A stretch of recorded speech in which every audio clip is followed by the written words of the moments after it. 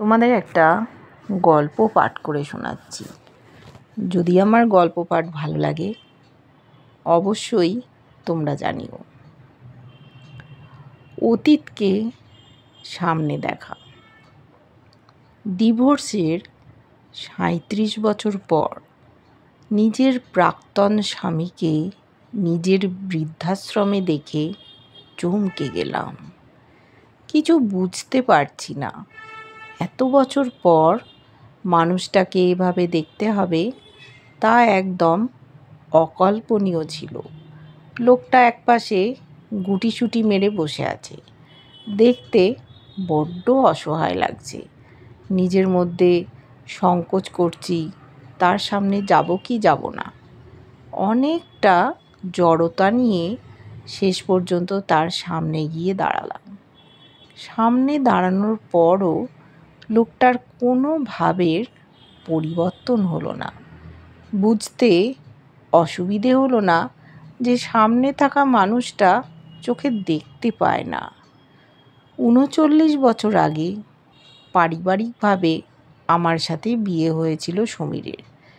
বেশ ভালোই চলছিল আমাদের সংসার। যৌথ হওয়াতে পুরো পরিবার একসাথে থাকতাম। শান্ত স্বভাবের হওয়াতে সবার সাথে আমার সম্পর্ক খুব ভালোই ছিল। আমাকে সবাই খুব ভালোবাসত। বিয়ের প্রায় ২ বছর অতিক্রম হওয়ার পরও যখন আমাদের সন্তান হচ্ছিল না, তখন আমার শ্বশুরবাড়ির লোকজন আমাকে বিভিন্ন চাপ দিতে লাগলো। অবশেষে রিপোর্ট থেকে জানতে পারি আমি কখনো মা হতে পারবো না।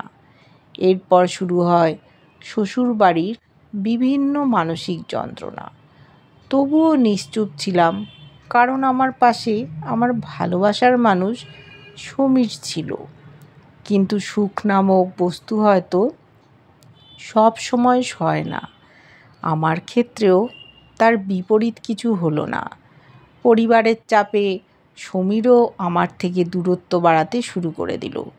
তবুও নিজেকে মানাতাম যে মানুষটা মনের কষ্টে হয়তো এমন করছে। শ্বশুরবাড়িতে থাকাটা যখন অনেকটা যন্ত্রণাদায়ক হয়ে গেল, তখন ঠিক করলাম কিছুদিন বাপের বাড়িতে গিয়ে উঠব। এতে হয়তো পরিবেশ কিছুটা শান্ত হবে। যেদিন রাতে সমীরকে বাপের বাড়ির কথা জানালাম, সেদিন রাতে তার কোনো উত্তর পেলাম না। কিন্তু আগেরকার সময় বাপের বাড়ি যাওয়ার কথা বললেই তার মুখটা কালো হয়ে যেত। এবারে তার মধ্যে তেমন কোনো পরিবর্তন হলো না।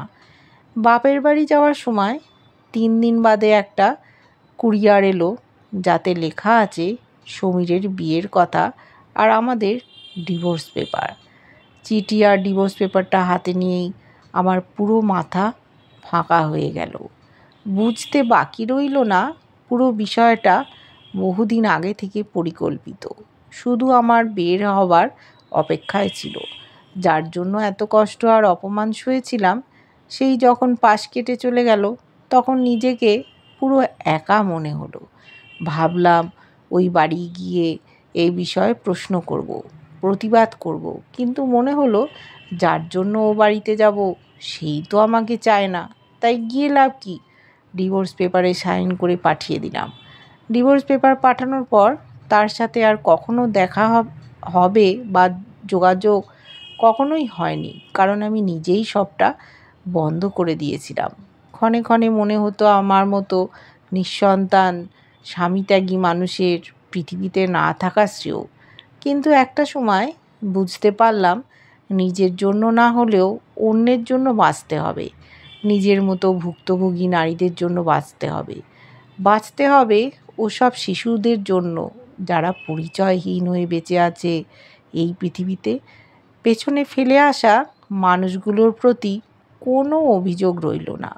মনে মনে প্রতিজ্ঞা করলাম সমাজে তাদের জন্য কাজ করব যারা নিজেদের ত্রুটির জন্য পরিবার পরিজনের কাছে আঘাতপ্রাপ্ত। অতীতকে ভুলে কঠোর পরিশ্রমে একদিন নিজেকে প্রতিষ্ঠিত করলাম, স্থাপিত করলাম অনাথালয়, বৃদ্ধাশ্রম, বিধবা নারীদের জন্য বিভিন্ন কাজের ব্যবস্থা করলাম। আমার মতো যেসব নারী এই সমাজে অবহেলিত, মানসিক আঘাতে জর্জরিত, তাদের জন্য কিছু করতে পারাটাকে নিজের জন্য অনেক সৌভাগ্যের মনে হলো। অসুস্থ আর অস্বাভাবিক লাগছে সমীরকে। আমি না হয় তার আপন ছিলাম না, তাই আমাকে ছাড়তে একবারও তার হৃদয় কাঁপেনি। তাহলে যারা তার আপন ছিল তারা কেন তাকে এখানে রেখে গেল? একজন কর্মচারীকে জিজ্ঞেস করলাম, ওনাকে এখানে কে এনেছে? উত্তরে সে জানায়, সন্তানরা সবাই বিদেশে থাকে, কেউ দায়িত্ব নিতে চায় না, তাই আশ্রমে রেখে গিয়েছে। দীর্ঘশ্বাস ফেললাম আর মনে মনে চিন্তা করলাম, একসময় নিঃসন্তান হওয়ায় সমীর আমাকে ছেড়েছিল, আর আজ সে সন্তানরাই তাকে বৃদ্ধাশ্রমে ছেড়ে গেল। এটাই হয়তো মহান সৃষ্টিকর্তার খেলা। কাউকে ছেড়ে যাওয়ার আগে একবার ভেবে দেখুন, সৃষ্টিকর্তা আমাদেরকে তাই দিয়েছেন যা আপনার ও আমার জন্য কল্যাণকর।